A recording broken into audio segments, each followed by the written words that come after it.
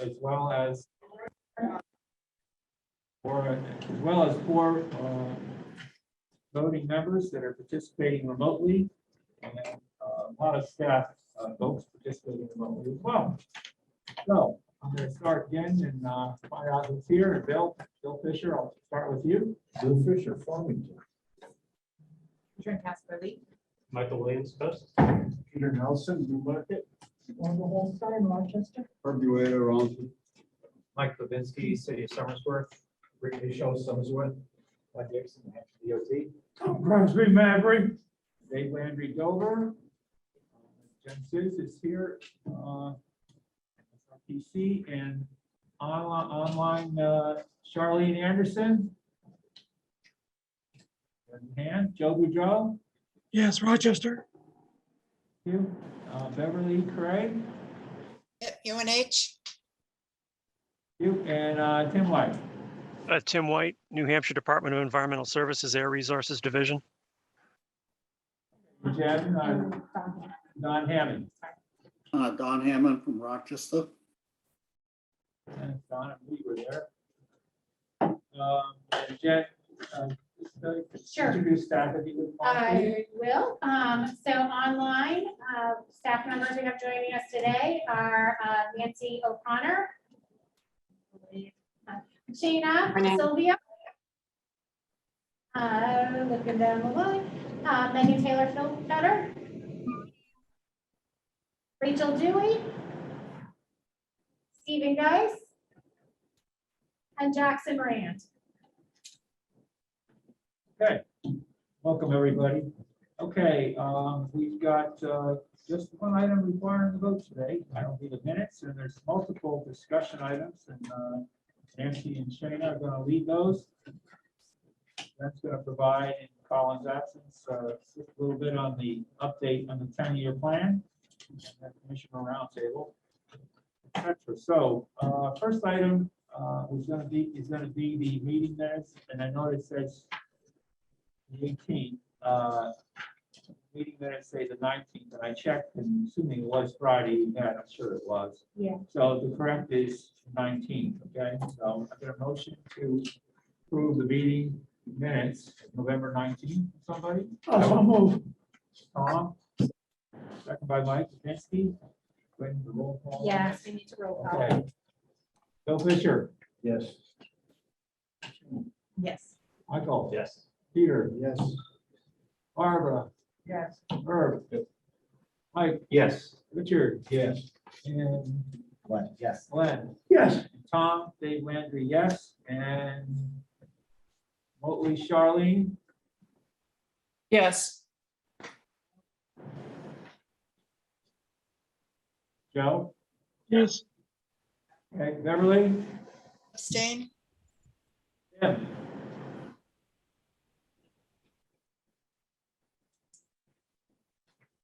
Tim White. Yes. And Don Hammond. Yes. So, then we're gonna jump right into these. We certainly for can, discussion. and part of you while I grab a pen because mine just. Okay. So item 4, and Nancy's gonna lead this discussion. How can we make the planning process more inclusive and incorporate more voices? Updates to SRPC's non-discrimination and environmental justice plan. Yes. Yeah. Sorry, thank you, Dave. Good morning. Can you hear me? Jen, Okay, I have a little PowerPoint. I'm not sure how to, should I just share my screen? Is that the easiest thing to do? Yes. One second, please. Okay. And can you all see that? Yes. Okay, great. Sorry, I just can't see your faces when this is up. So good morning, everyone. I'm going to talk with you today about our update to our Title VI and our non-discrimination environmental justice program. It is a federal regulation requires us to have this program to basically ensure that everybody is equally involved in the transportation planning process. Is this going to move for me? So the last time we did this update was in 2013. And a lot of the outline is in your meeting packet that you got today. A lot of it is sort of checkbox assurances and sort of formulaic, but we did want to take this opportunity, since we haven't updated the plan in so long, to really sort of examine it, make sure that we're being innovative, that we're being very equitable, that we're being inclusive. So we have the opportunity to do that in sort of what is our goal and what are our objectives. So hopefully today I was going to try and spend some time with all of you. I know Colin had put a little memo in the agenda, sort of just thinking around how can we be the most inclusive and do the best job that we can in our region to comply with our non-discrimination program. So the Title VI sort of legislation is that no person shall, on the grounds of race, color, national origin, sex, age, handicap, or disability, be excluded from participation in, be denied the benefits of, or be otherwise subjected to discrimination under any program or activity conducted by the recipient, which is the MPO, regardless of whether those programs and activities are federally funded or not. And that comes out of the title, or the Civil Rights Act of 1964, which disappeared off my slide. So there we go. Our goal is, our original goal from 2013 is to provide information to the public to allow active participation in the transportation decision-making process. I'd love to, we can sort of like look through the other objectives as well, but this is definitely, it's perfectly inclusive, but I would love to sort of workshop this a little bit and have ideas from you all about, is there more specific language that can include more sort of equity or more direct language that makes sure that we're being, as I said, as inclusive as possible. Do you want me to keep going along with the objectives right now, or does anyone have any thoughts about or questions about what I've just talked about?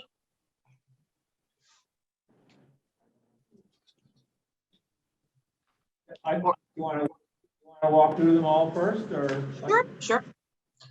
But I just put them on here just so we can all look at them at the same time. So this is the goal, and then our stated objectives as of now, which I've labeled as opportunities. Our opportunity right now is to update our plan to be more inclusive, more directed, and then to enable our planners to be more aware of these issues in all of our planning exercises.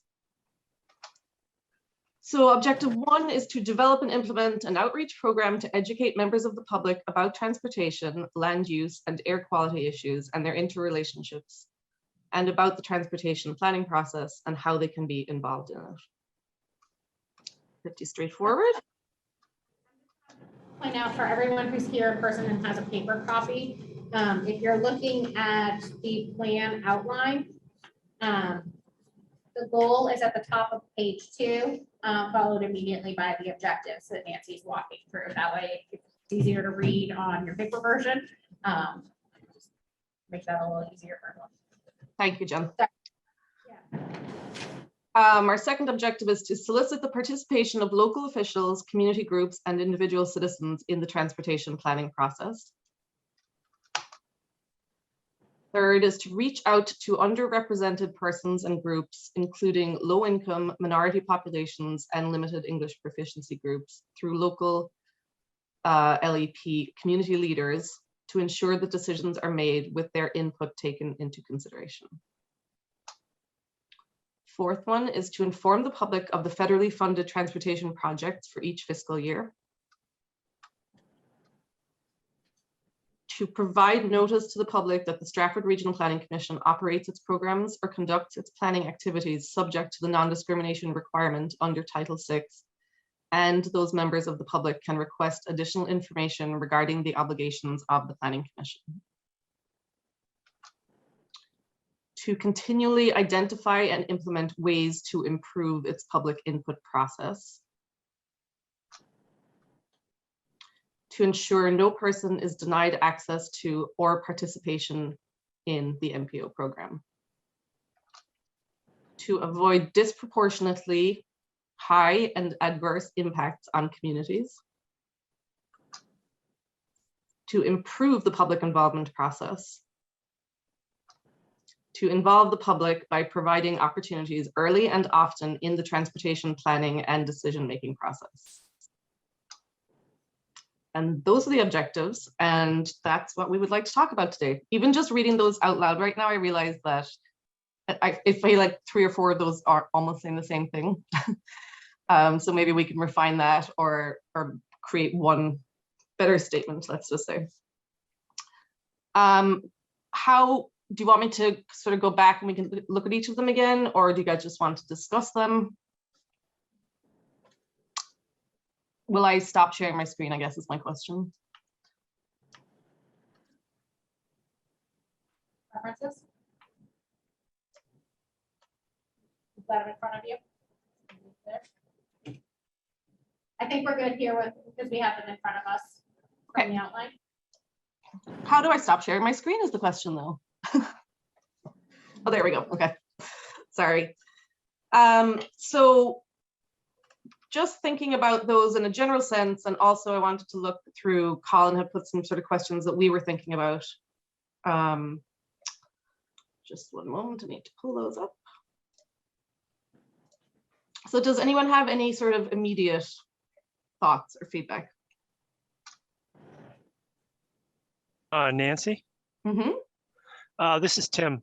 I'm wondering, I guess my first question is, I guess I'm looking for if someone can make a real distinction between this plan and the commission's public participation plan. I mean, it seems like the concepts and the ideas of both of the plans are kind of meshing together at this point. And I'm not sure if I'm seeing any real distinction between what you're trying to accomplish in this plan and what the goals for the public participation plan would be. So the way that I sort of understand the relationship is that the Title VI program or plan is sort of like our policy statement. And then the public participation plan interacts with that as sort of how we would carry it out or how we will perform this plan. If that makes sense. Jen, do you want to expand upon that? I would just expand upon it in that the Title VI focuses in on those specific populations that may be excluded traditionally from the planning process and making sure that those specific populations are pulled into the process to the best of our ability. It also goes through, and if you look at the outline, you'll see that it goes through a larger analysis of trying to understand who are the people within our communities and who are the populations that we should be looking to make sure that we're not posing any adverse impacts upon those populations. Thank you. When was this plan last updated? 2013. Yeah. So between then and now, how do you feel it's gone? We haven't had complaints. I was going to say we haven't had any complaints. It's the metric though that we want to utilize.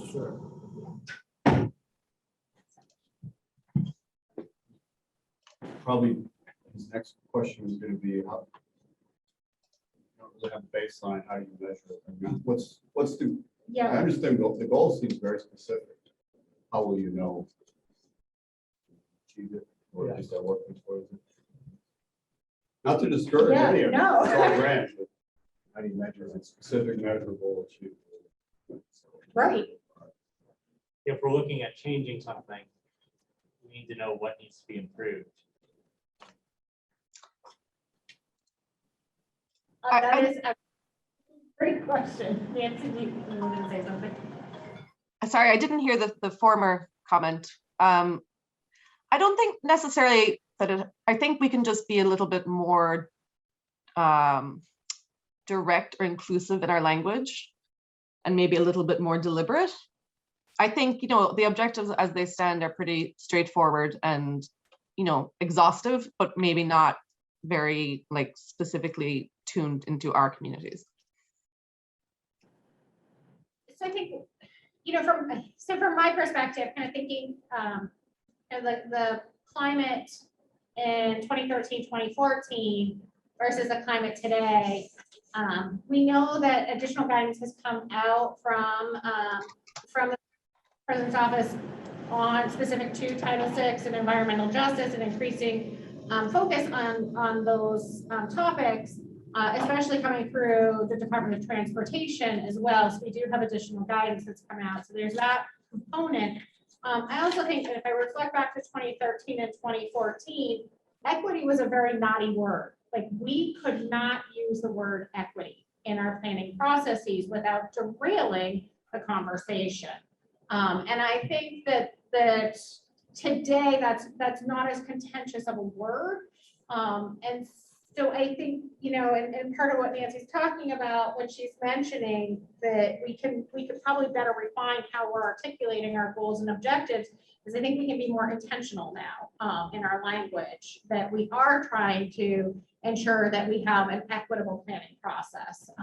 So I think is the big shift from 2013 today, is just the language that we use and the intentionality with which we approach non-discrimination and environmental justice. Just make sure I understand what you're saying. Kind of going from a more passive, we make the information available, we don't discriminate, to more active, we pursue ensuring that this is happening type of, is that? I think so. I mean, I think from my perspective, like from my staff perspective, I think that is the direction that we're getting from federal highways. I think that is the direction that we should be going. And now I throw it to you all because you're the policymakers here to see if you concur. And if you do concur, how do we start shaping that policy language? Well, I would just go back to, at a very high level, you're trying to make information available to the public. And we only have a set of tools available to do that. One is printed material, which is slow and cumbersome and expensive. We have public participation in meetings, so broadcast through whatever various multimedia channels, and we have the internet. And there's a built-in bias on the internet access because not everybody has internet access. So that's probably, to me, one of the biggest challenges in the equity mode is tied into, if everybody had internet access, it would be easier to reach more people. Now, granted, we're living in an age where everybody has way more access than they ever thought possible before, but it's still not complete. And I'm always the big proponent of, well, transportation projects are nothing but a big database, right? I mean, it's a database of projects.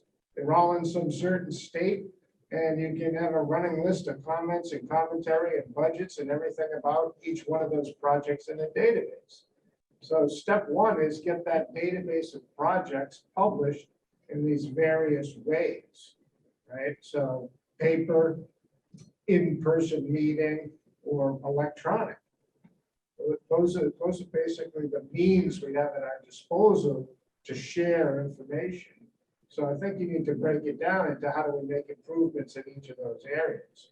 I'm not a huge fan of paper, but having a copy of something that people can show up and see, it might be one way too. I'm a huge fan of the electronic mode and figuring out what is the way we improve the electronic access, because that's the quickest, easiest, most cost-effective way, for the most part, to get information out, broadcast to everybody. So I would encourage, keep looking at it from that point of view.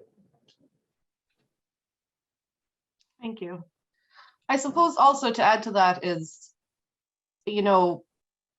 right now, only a certain number of community members are directly involved in our processes, like you guys and our TAC committee. And, we always put out public, notices for documents, etc., or we'll leave them at libraries. The fact is that maybe we need to be more to be more intentional, as Jen said, to involve more people, to give them that opportunity so that we're not even passively discriminating against someone who just may not be organically involved.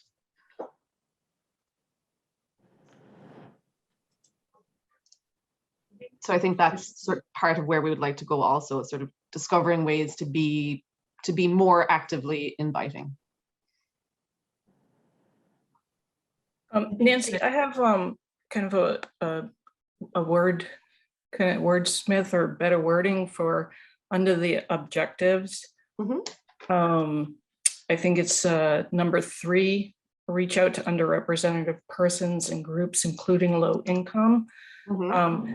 I think whenever we look at how we word low income, I think we always want to put the person in there, so acknowledge, so maybe people with low incomes, and not just be sensitive that we're not kind of classifying people as low income, that's what's determining them. So maybe just wordsmithing that one a little bit more. Thank you. That's a good idea. Trent, did you have it? Yeah, I think in traditional settings, maybe it's hard to be aware of the courage it takes just to be in a room like this or to come to these kinds of things. So meeting someone where they're at is really important. It might even be that using the website would occur to somebody if they haven't had that experience. And so maybe figuring out more about where that community is sharing resources for whatever population you're looking, because it is very hard to think of yourself coming to a group that's completely different. Especially at 9 a.m. on a work day. Yeah, which is very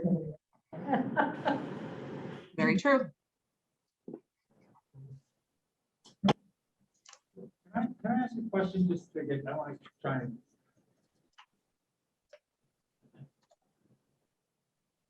This subject is a subject that comes up in many different areas. We're really talking about transportation areas here.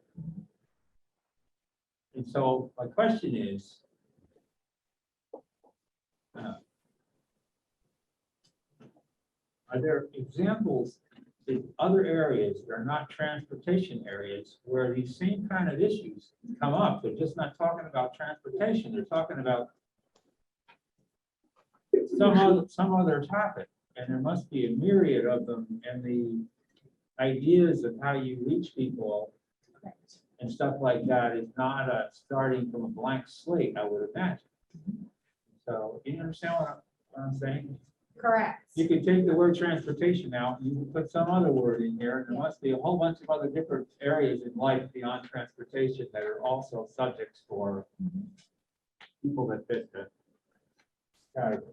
So. Right, and so kind of getting to what Nancy was mentioning about like checking some check boxes, and you see at the end of the outline, this is prepared, the impetus is to meet our federal transportation requirements. But the question I think we all have to ask ourselves is, does this end at our transportation programs, or does it apply more broadly to everything that we as an organization and entity do? And I think that's one of the things that we're trying to look at here and talk about is, why would we do this for just one program and not all of our programs? And then Nancy, you've been working on a project with the city of Dover that is looking at some of these things from a climate policy perspective. You want to mention a little bit? Yeah, so we're working on a project called Building Equity, Building Resilience by Building Equity. It's around climate change.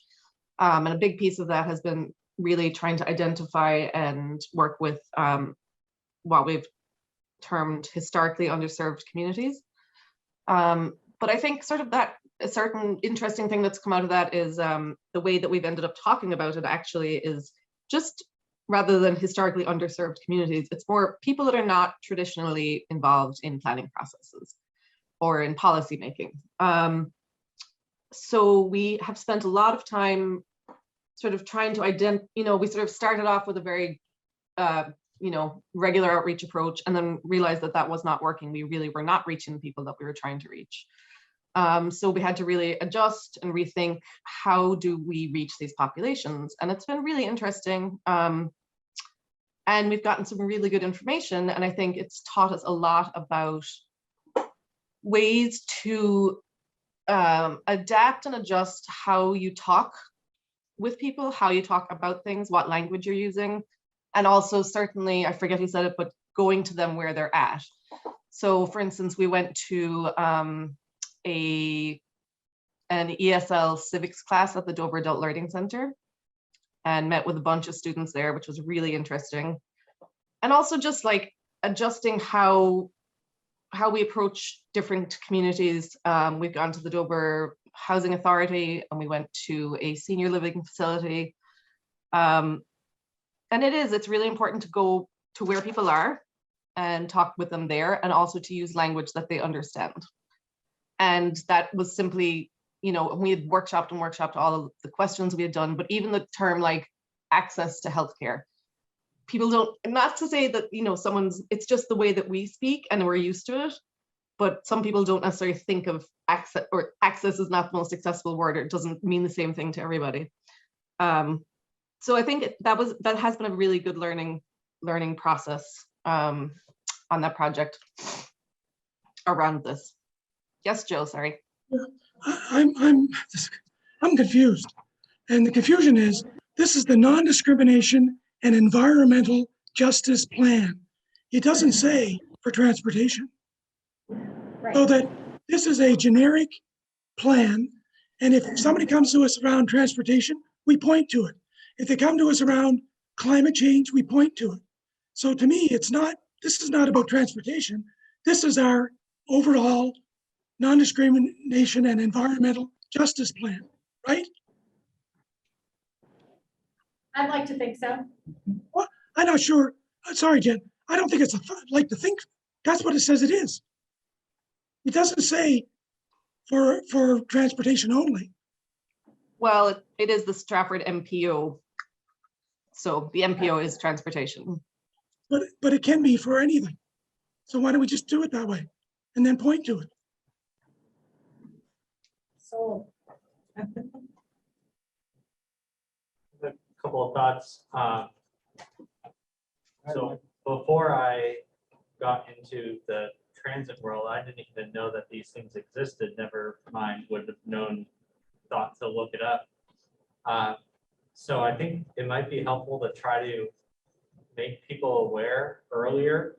For example, it'd be great if as part of driver education in high school, people were told how are decisions made about the roads you're driving on, and just that they got to be aware of planning commissions and that process, so that they even knew if I have an opinion.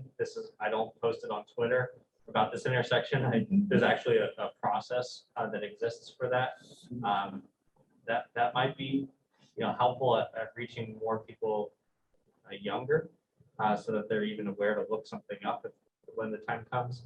Also, I know with Coast, when we have a public participation process, we try to schedule 6 meetings or so on different days of the week at different times of day in different communities, in order to ensure that people who are working during different times have options.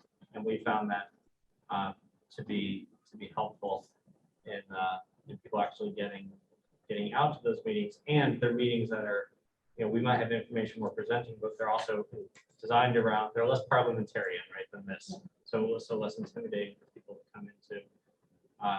And then also a lot of these projects that people might be talking about or have interest in talking about are really coming from their community. So I think it'd be important for us with this to be partnering with the communities that are raising these projects, because they're likely doing things with their citizens on how people give input, or so the MPO isn't alone in reaching people in that regard.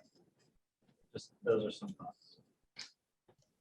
And the communities might know more where the people are, have a little bit closer touch to how to reach people in that community. Thank you. Resource, sorry. maybe a resource that we're missing too is a lot of nonprofits know where we're lacking, what we're missing out on. So communicating with, finding out what the needs are that are not being met. You know, you talk to somebody at Ready Rise, they can tell you a lot about what they're filling the gaps for.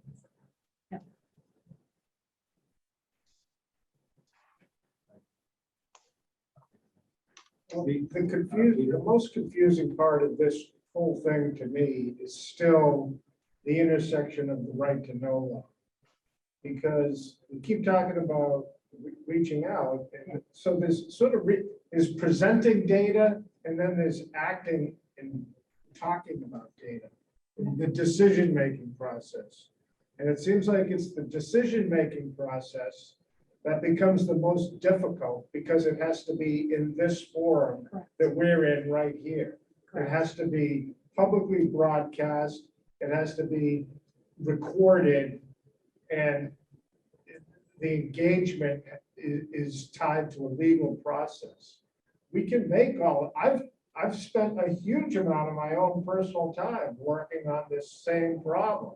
We can make that data available, but the problem is once you start engaging with people in it, it's how do you also limit that spigot that you've just opened up, right? You can't have a bunch of people talking about a project, creating and making a decision-making threaded conversation about it without breaking the law. Correct. So that is the most fundamental thing to me that is preventing us from moving in a more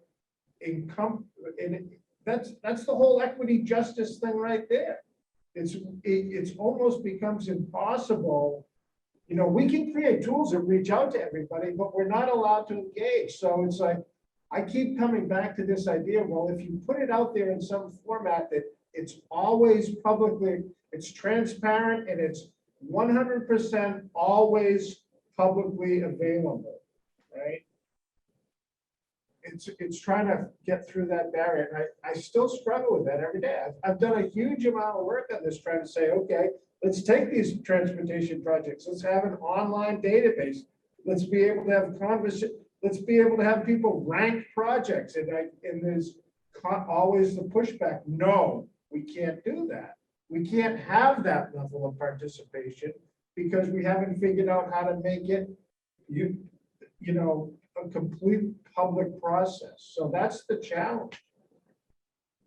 I don't know what the answer is. I still haven't done it other than to work on modernizing the concept of right to know.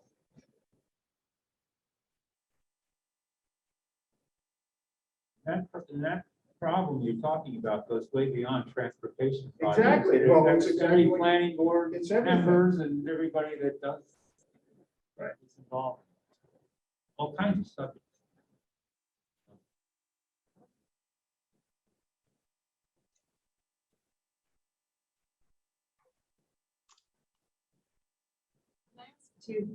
One of the things maybe that helps is if someone sees a success in the past and then they makes them think maybe I could do that too, maybe I could have a voice. So do we tell that story when we do something, make change? Do we tell the story where that idea came from? Do we you know, share this was from this person or this idea, if that's possible? I don't know, just letting people see themselves in it.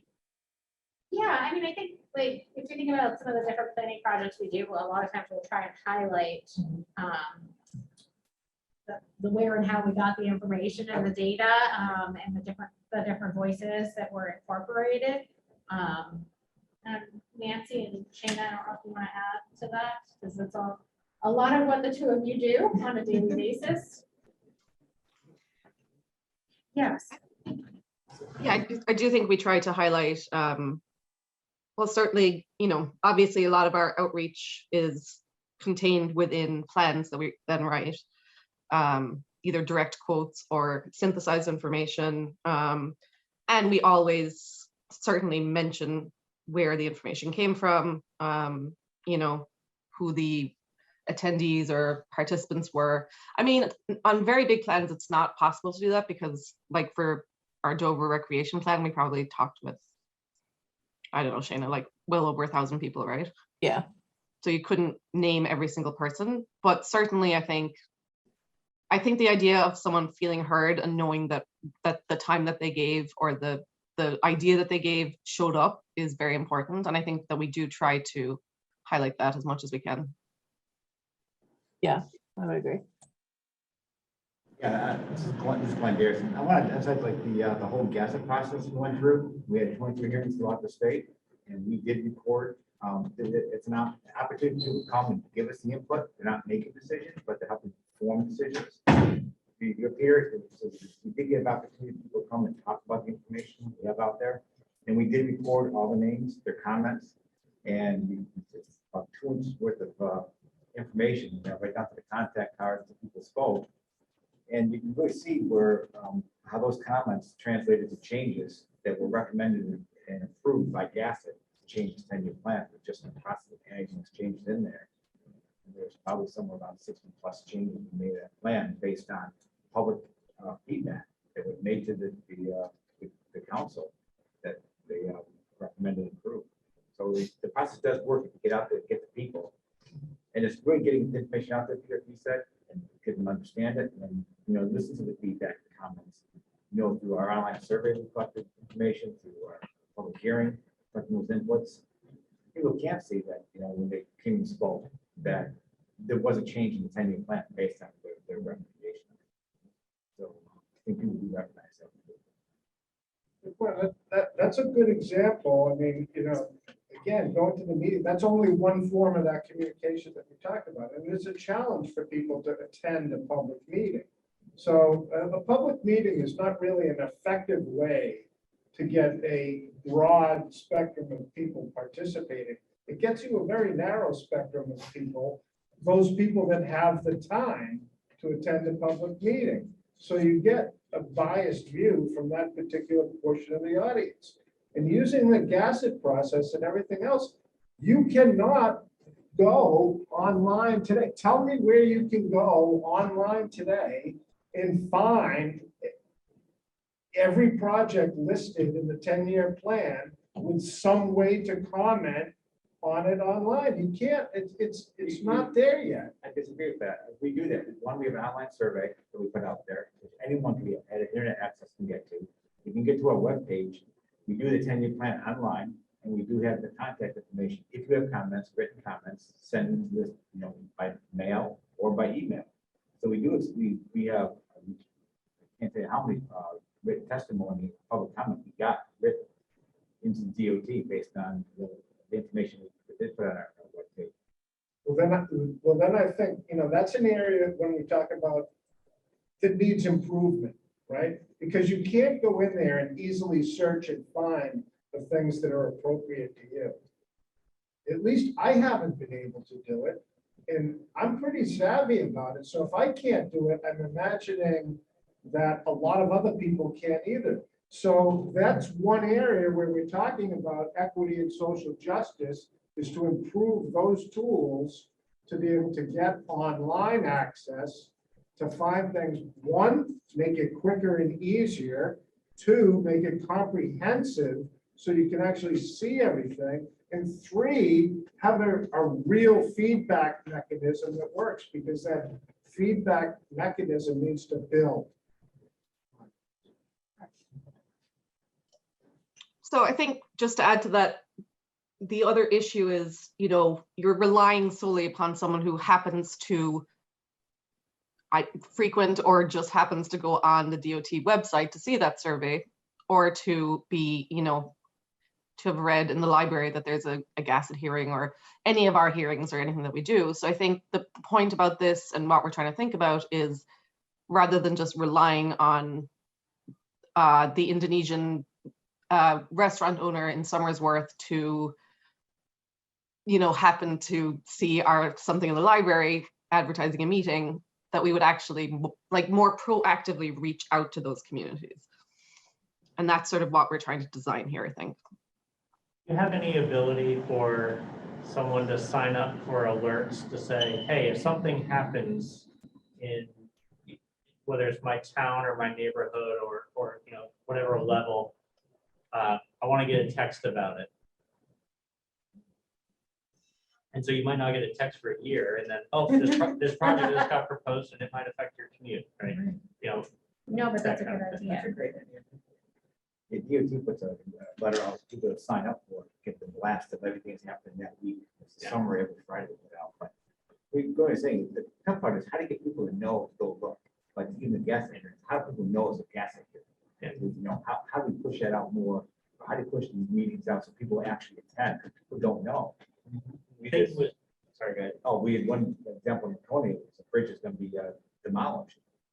And somebody happened to hear about it the day before, and somebody else knew about a gas it. And by the end of the hearing process, we had like 300 comments saying, don't take that bridge down.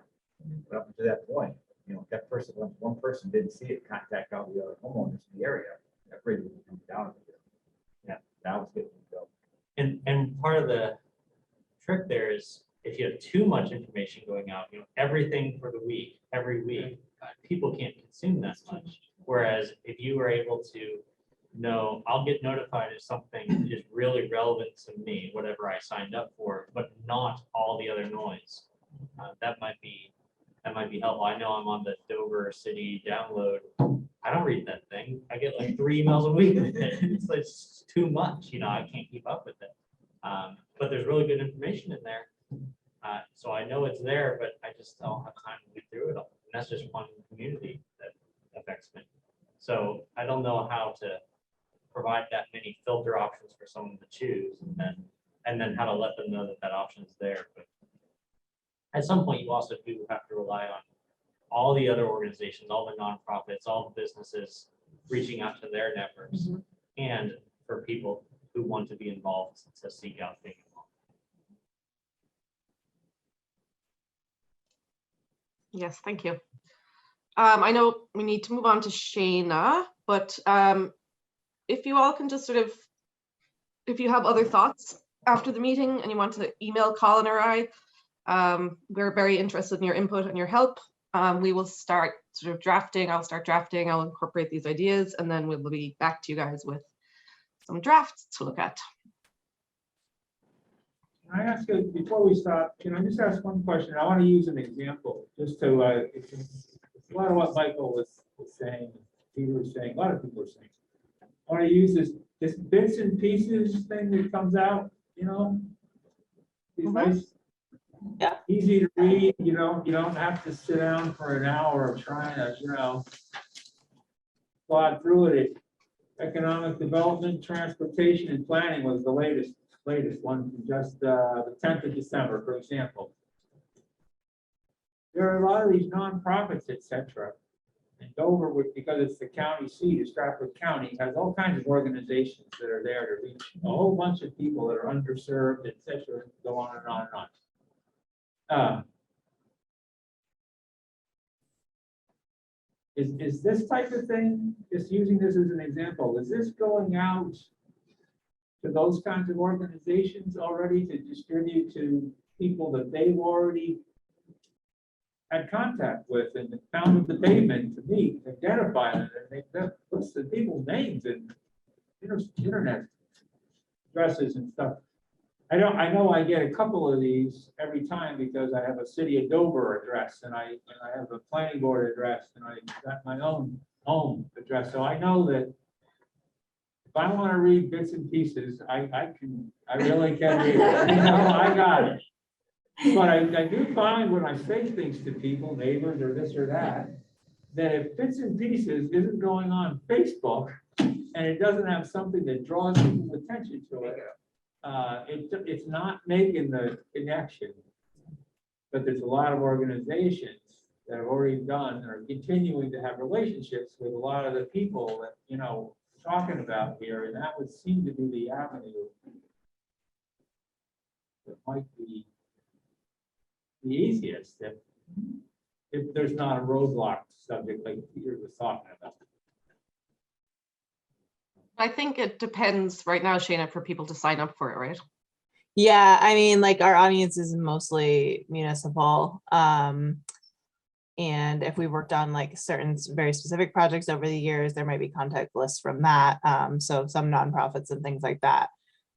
We do share it almost every week when we post it, we share it on our social media.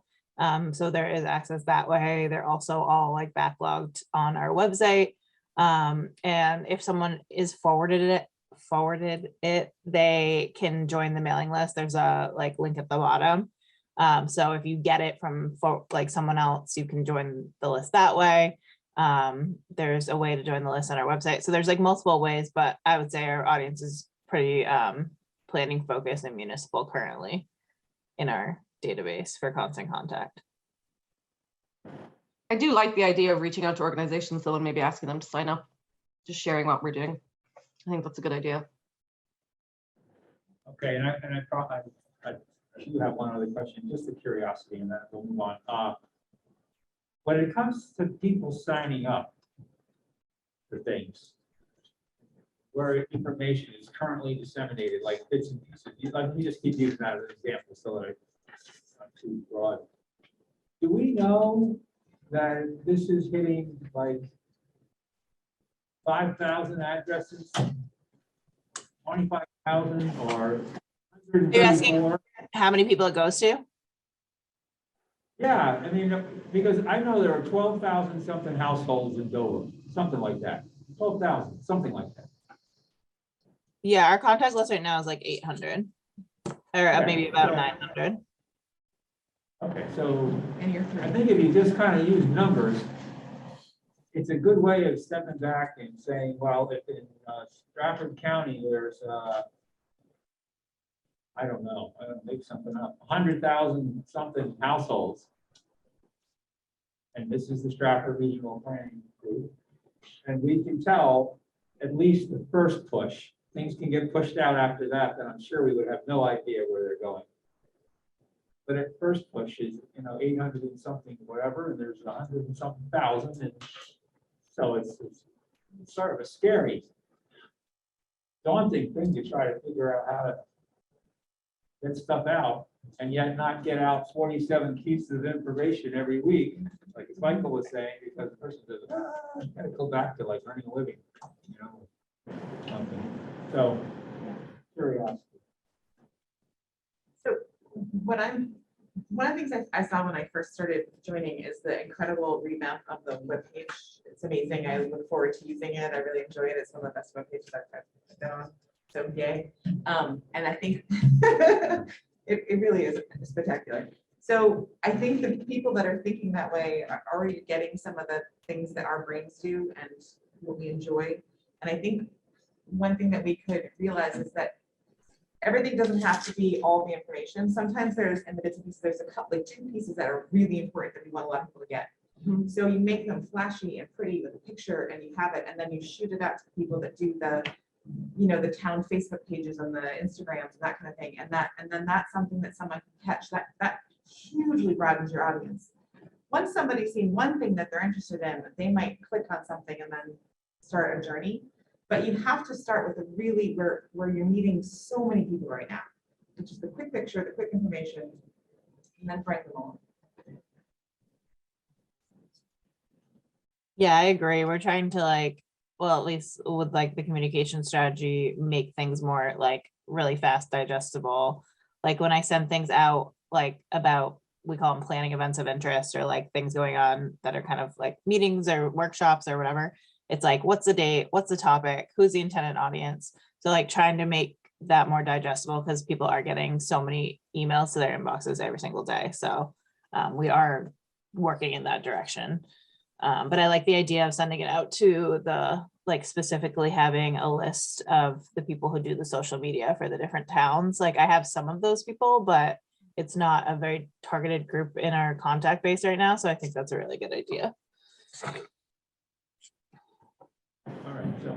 Did you have something as well? Just listening to all this, Okay. the only couple things strike me is this is a subset of the larger problem of Americans don't like to get involved in any kind of governance activity, including voting. But there's people working on that. And from what I'm aware of, they're working more on creating pull than push. How you do that, well, there's social engineers and folks who make lots of money and applying a lot of brain power to that topic. mostly for marketing purposes. This isn't that dissimilar. So the thing that you said about something our brains like, I mean, who are we kidding? A lot of this is extremely boring to the average person. They don't see the direct relationships of how it affects their lives. So just commentary on what I'm hearing, and I have no advice because, you know, but it's a worthy cause. It's absolutely worth pursuing, and it probably are. You can probably have inroads and if not breakthroughs. And you know, there are successes out there where people have done this. So good luck to all attendants.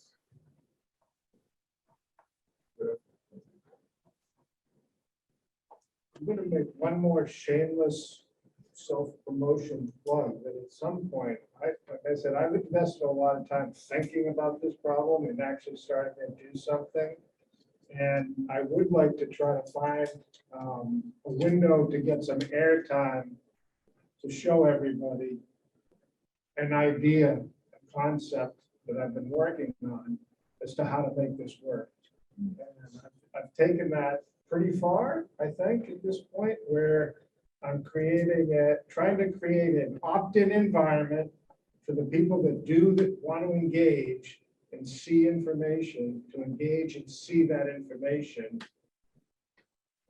without crossing the other barriers like we talked about, right to know. So I'm continuing to, some of you have received a few invites to explore what I've been developing online to do that, but I would really like at some point to even just get a few minutes to put that up on the screen and actually walk through real examples of how to address some of these problems and look at very specific things in transportation, in energy, and in municipal data sharing. Yeah, just on that point, Peter, and I think, because this has come up before, I actually sat down with Jackson Pressberry, who's the resilience coordinator, in Dover, and he was in the planning board. We were on the planning board together. He did walk me through the two met, and it is very interesting. I think there's something in there we share that's worth it. He spent, spent about an hour and a half. I think looking at what you're talking about right now. So we need to figure out how to make that happen.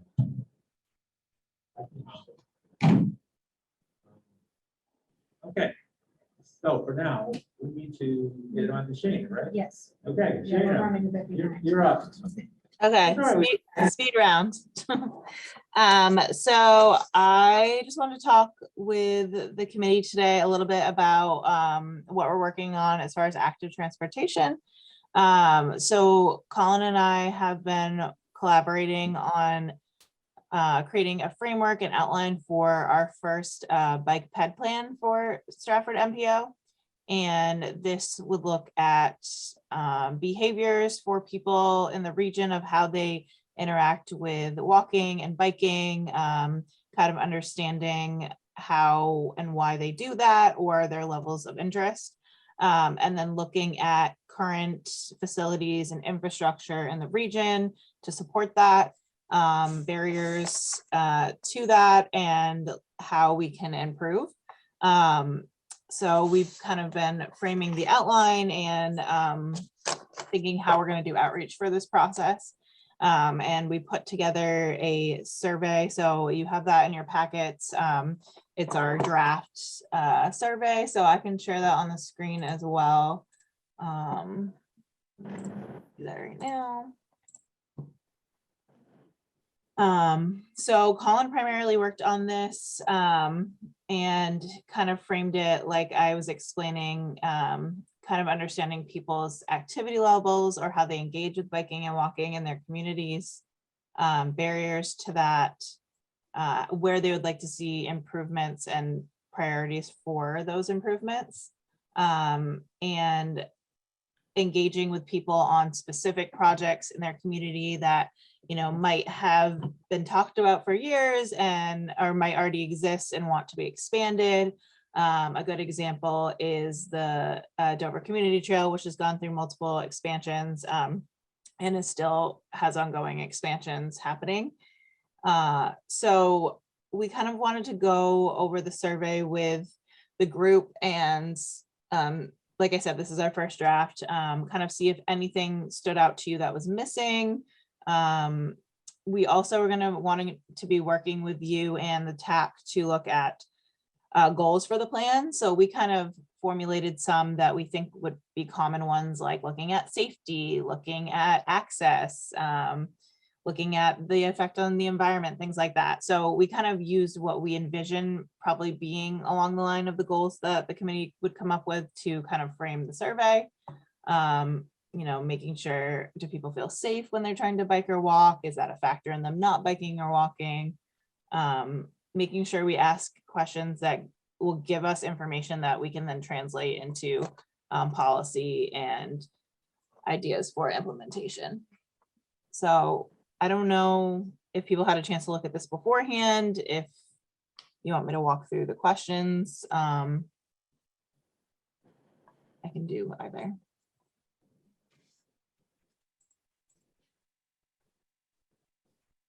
How are you, as I say, what's your plan? How's the plan gonna work to get this survey out? Unlike lots of surveys, which I very rarely fill out because of, I could go to the shop and buy an ice cream. If I happen to mistake using my credit card, I'm gonna get a survey in about a half an hour, actually. Like that. It's endless, the survey. This is actually one I think people would answer as long as they got it. Yeah. I mean, to me anyway, I don't think it's just one of those things on it. So how are you planning on getting this thing out? Actually So I would see us sharing it like our normal channels to start. So it would go out in bits and pieces. It would go out in the newsletter. It would go out on social media. For the past couple of surveys, we've been boosting our posts, which means you do a small amount of paid advertising on Facebook or Instagram, and that usually helps get that out in front of more people. And we do end up getting more responses than we normally would by doing that. It's usually not too expensive. So that would be kind of the base level. What we have been doing for a lot of projects recently where we've done surveys is we'll prep content and send it out to the communities to share in their respective newsletters, on their social media. So we're basically doing the work for them. We're giving them an image to use. We're giving them the exact text. If it's Twitter, it's the exact amount of characters that need to be used.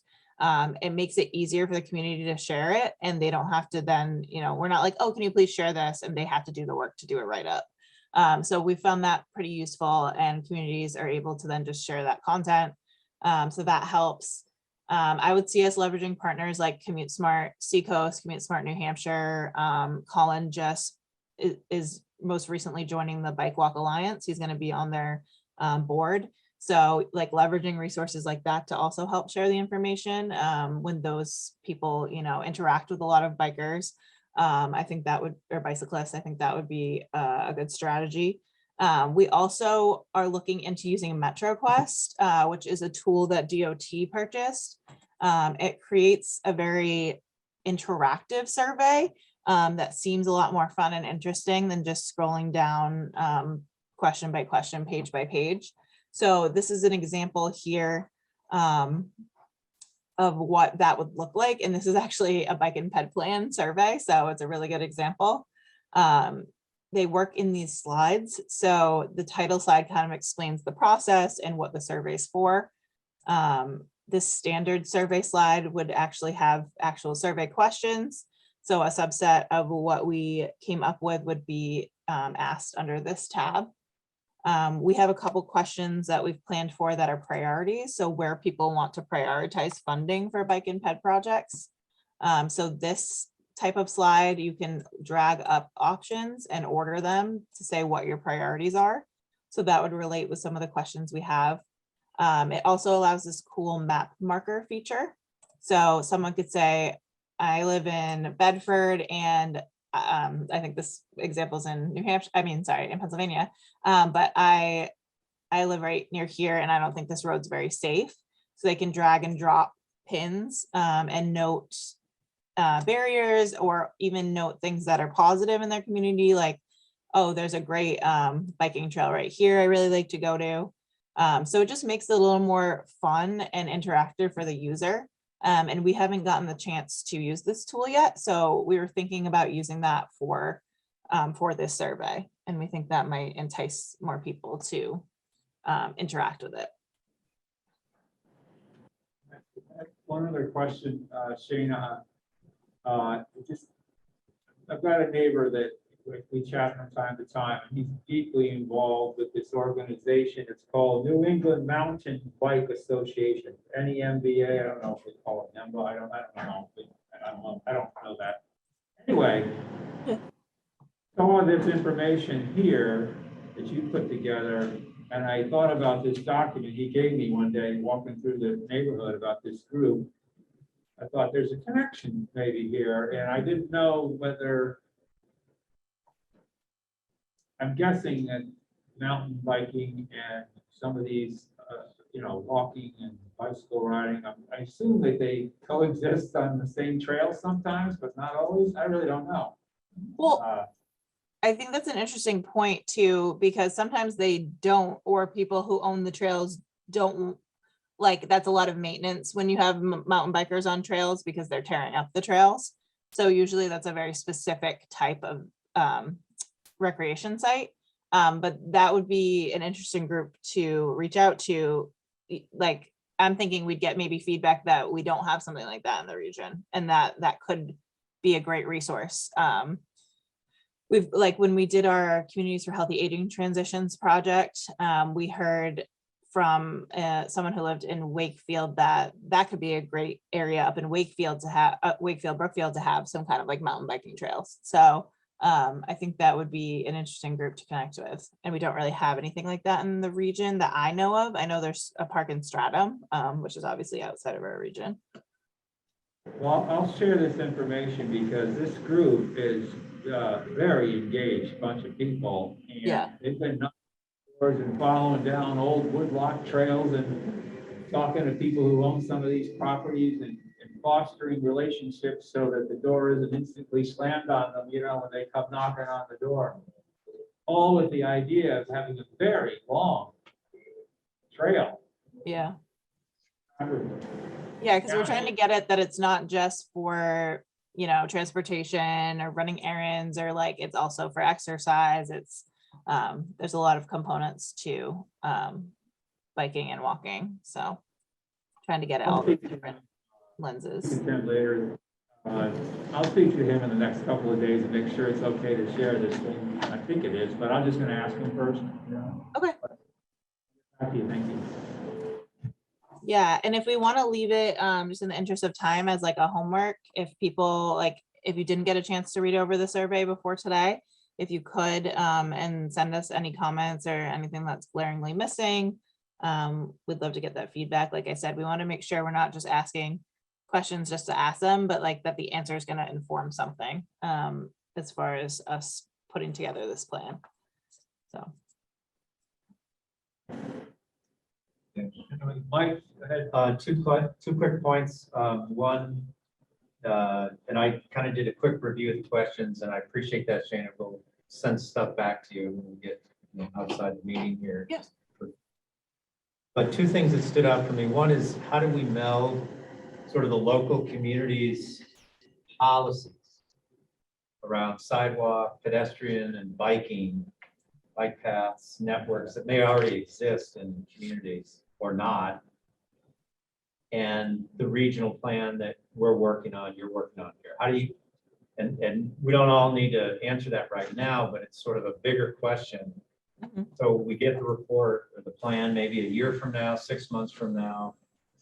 Is that going to be in concert or in conflict with some other practices, policies, whatever that may exist in a community? And I just raise that because in some cases we faced that as well. So just, that's a point. Yeah, that's a really good point. And the second issue, kind of more granular, deals with bike paths and bike lanes. It's maybe a suggestion on the question. Some bikers have more skill than others, and they definitely prefer to ride with the traffic, as a bike lane, or even not a bike. They don't want to be treated differently, if you will, other than, and to focus on safety and bike safety and so forth. And then there's another group that says absolutely not. I never would go down High Street, or never go down a busy corridor. I will go on off roads, in bike lanes that are off the shoulder, or literally in parkways or something like that. So that's probably more of a granular question for you to consider. No, that's really People will good. answer that. When I was looking at this morning, because Colin originally put this together, I was thinking it'd be kind of neat to do, kind of in the vein of what you're saying, like what type of bike situation do you prefer? Like, do you want like a separate lane? Do you want like just sharrows on the road? Are you comfortable riding with the traffic? Like getting at that too. I think that's a really good point. And for background information, I do think just a word of point about how do we meld those two potentially competing, maybe not competing, but policy issues, technical issues. Yep. Thank you. Anybody else? Anything you want to ask Shana or bring up or this? I just can't help but comment today. I don't know what it is. Heard you at Rollinsford. Along with all the good stuff you're doing, if you want to create a compelling vision for the average person to witness, take a 30-second clip. I think I have one on my phone of a day in Copenhagen. And you'll see within 30 seconds, you'll see how bikes and traffic and people and all of that can coexist in a big bustling city. It's extremely low injury and fatality rates, and of course it's a much different culture. But the pure logistics of it aren't that complex. It's changing the mindsets, I think. Yeah. But if you've ever been there, you'll know what I'm talking about. It's pretty amazing to watch. I'll take a look. Thank you. So yeah, we're just very early in this process, so we'd love to hear, any and all feedback as we establish this planning process. And I think we'll be coming back to you in the next, I believe it's in the next couple meetings, to look at some of the goals for this plan, as we kind of get the ball rolling here. So feel free to email Colin or I with any comments, and we're happy to hear them. All right, thank you, Shana. Thank you, Nancy. Thanks, Dave. 5, other business and updates from staff. 10-year plan update. I know Colin normally you're doing that. He did put out a short blast to us. Yes, Colin emailed to everyone a very good synopsis of what the current state of the 10-year plan is and what it means to our region. And Glenn, you're more deeply involved than me, so please feel free to jump in here as I try to pretend and channel Colin here this morning. But we had the last GASSET meeting of the Governor's Advisory Council on Intermodal Transportation. Had their last meeting on December 8th. That was their kind of concluding meeting after having run through all of the public hearings. And that is where the council reviewed changes to the plan based upon feedback. The other thing that they looked at was the increased funding availability as a result of the federal infrastructure bill. I would say just look to Colin's email that you should have received for kind of some of what those details are. For us, and kind of thinking like moving forward, we launch from one 10-year plan process right into the next.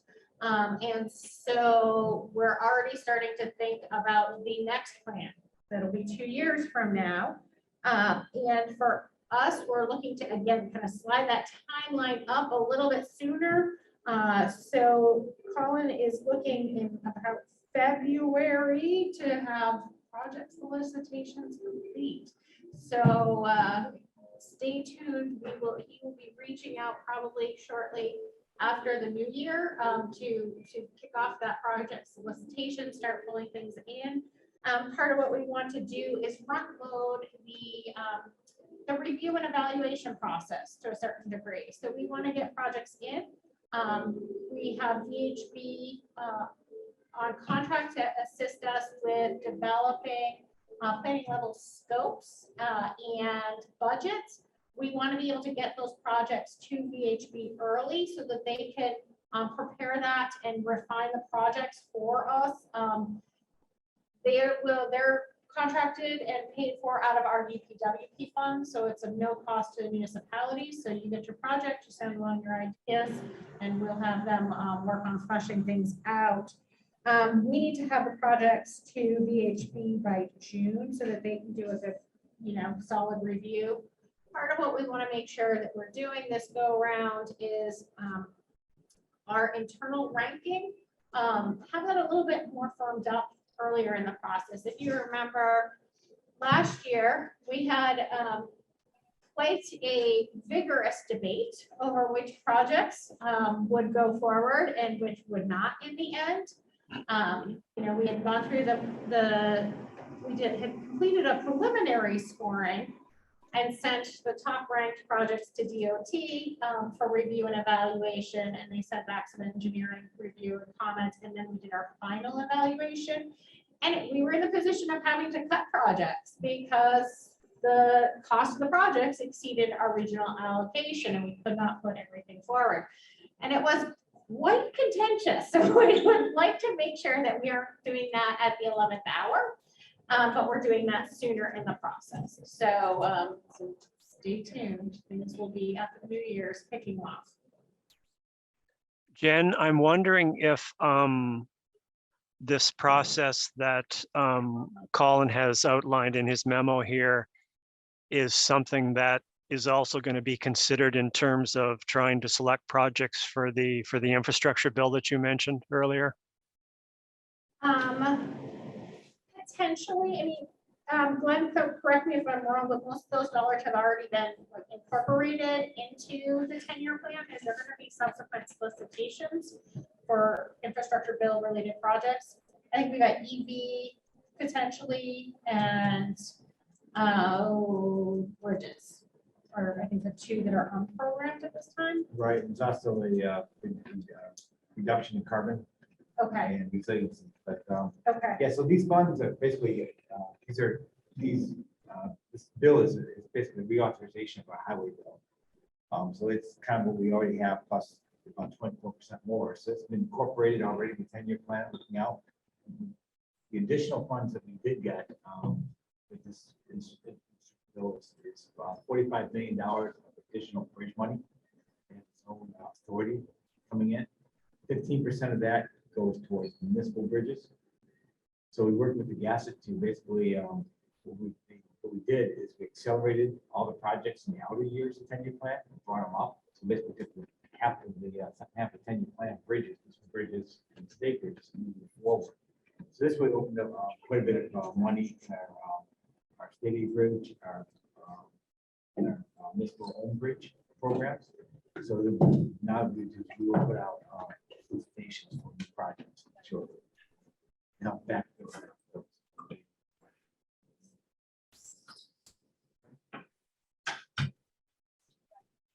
Anything else on this round? Or all set? Okay.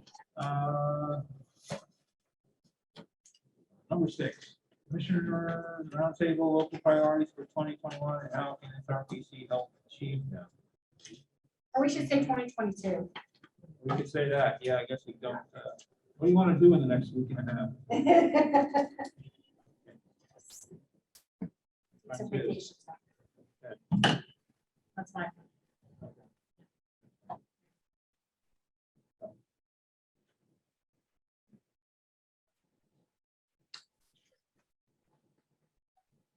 Roundtable. To you all. Nothing new in time. Nothing's happening, huh? Well, in Newmarket. Always something in Newmarket, there is. First, well, we are continuing with our Solarize Newmarket campaign, which will kick off in January with Revision Energy. And we will be putting up posters around town, posting on social media. And basically our goal is to try to double our installed base of residential solar in 2022 to take advantage of one of the final year of federal tax credits unless something changes. That process is just starting to kick in, and we're looking forward to seeing how it goes.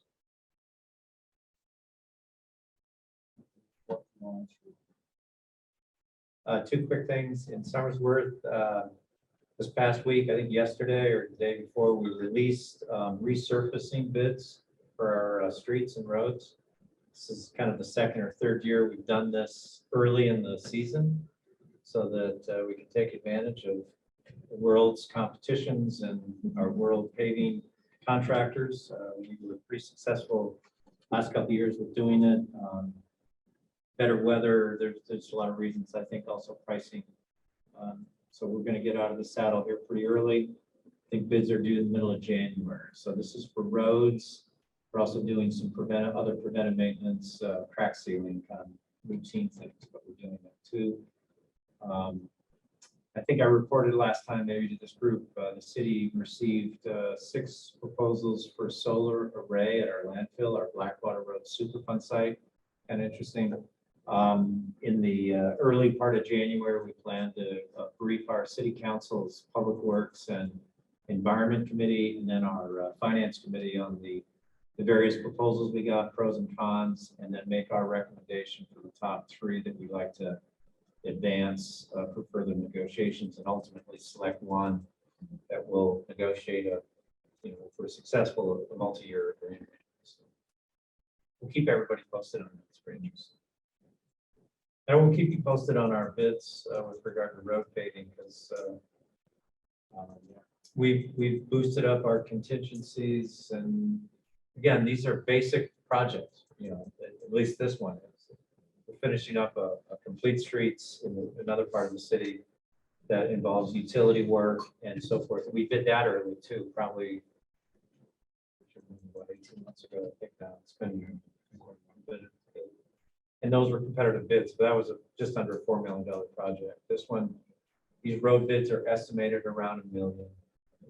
7 streets, I think, we're doing for resurfacing. But we'll keep everybody posted on numbers.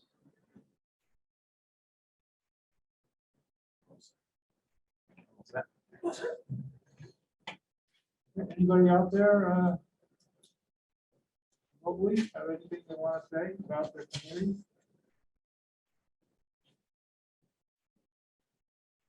Okay. We don't have any citizens. Right?